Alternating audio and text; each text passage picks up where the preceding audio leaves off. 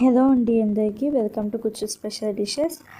బియ్యం మినపప్పు లేకుండా డయాబెటిక్ పేషెంట్స్ బరువు తగ్గాలి అనుకునే వాళ్ళు కూడా తినగలిగేలాగా జొన్నలతో హెల్తీగా టేస్టీగా దోశలు ఎలా వేసుకోవాలో చూపిస్తున్నాను. దోశలు చాలా టేస్టీగా ఉంటాయి, ఒకసారి తప్పకుండా ట్రై చేయండి.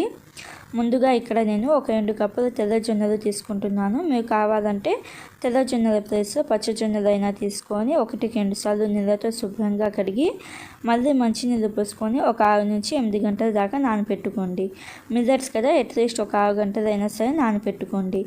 6 గంటల తర్వాత ఈ నానిన జొన్నలను ఒక మిక్సీ జార్లోకి వేసుకోండి.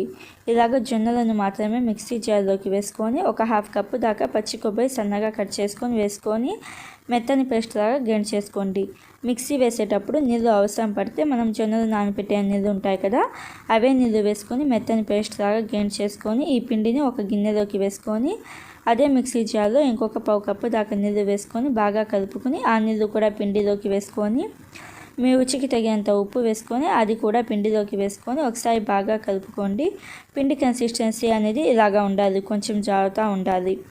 ఇప్పుడు దోశల కోసం దోశ పెనం అనేది బాగా వేడి అయిన తర్వాత ఉల్లిపాయతో ఇలాగ రబ్ చేసుకొని ఒక గరిటెడు దోశ పిండి వేసుకోండి. ఇలాగ దోశలాగా వేసుకొని కొంచెం ఆయిల్ వేసుకొని మంట మీడియం ఫ్లేమ్లో పెట్టేసేయండి. మంట మీడియం ఫ్లేమ్లో పెట్టేసి ఒక 30 సెకండ్స్ లేకపోతే 1 నిమిషం పాటు ఉడికించుకున్న తర్వాత రెండో వైపుకి మార్చుకున్న తర్వాత ఇంకొక 30 సెకండ్స్ లేకపోతే 1 నిమిషం పాటు మీడియం ఫ్లేమ్లో ఉడికించుకుంటే మనకి దోశలు అనేవి రెడీ అయిపోతాయి.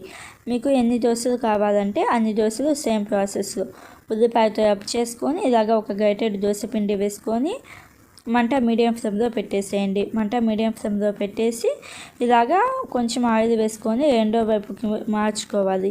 రెండో వైపు కూడా ఒక 30 సెకండ్స్ లేకపోతే 1 నిమిషం పాటు కుక్ చేసుకుంటే మనకి దోశలు అనేవి రెడీ అయిపోతాయి. డయాబెటిక్ పేషెంట్స్ బరువు తగ్గాలి అనుకునే వాళ్ళు తినవచ్చు, అలాగే చిన్నపిల్లలు కూడా చాలా ఇష్టంగా తింటారు. అంత టేస్టీగా ఉంటాయి ఈ దోశలు. ఒకసారి తప్పకుండా మీ ఇంట్లో ట్రై చేసి ఎలా వచ్చాయో నాకు కామెంట్స్లో చెప్పండి. అలాగే ఇలాంటి మరిన్ని వీడియోస్ కోసం మన ఛానల్ని సబ్స్క్రైబ్ చేసుకోండి. Thank you.